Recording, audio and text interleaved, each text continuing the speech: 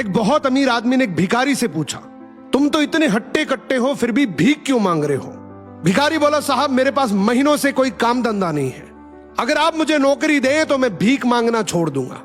अमीर बोला, मैं नौकरी तो नहीं दे सकता, लेकिन तुम मेरे बिजनेस पार्टनर बन सकते हो।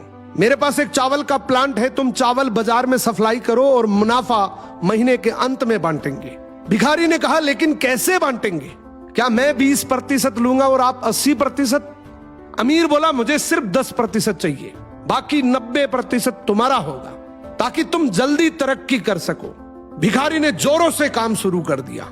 उम्दा चावल और सस्ते दामों से उसकी बिक्री बहुत बढ़ गई और उसे खूब मुनाफा हुआ। लेकिन जब मुनाफा बांटने का समय आया तो भिखारी ने सोचा, सारी मेहनत तो मैंने की है, तो अब अमीर आदमी को 10% क्यों दूं?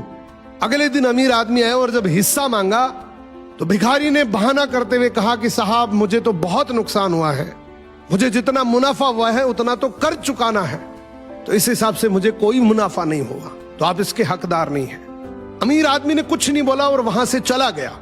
भिखारी बड़ा खुश हुआ, सोचा सारा प्रॉफिट मेरा हो गया। अब भिखारी उन पैसे से रोज मौज करे। ऐसे करते करते उसके पास से सारे पैसे खत्म हो गए। अब पैसे भी नहीं है और काम धंधा भी नहीं है, तो मजबूरन उसको फिर से भीख मांगना शुरू करना पड़ा। एक दिन वो अमीर आदमी उसके पास से गुजरा और उसको देखा, क्या ये तो फिर से भीख मांगने लग गया।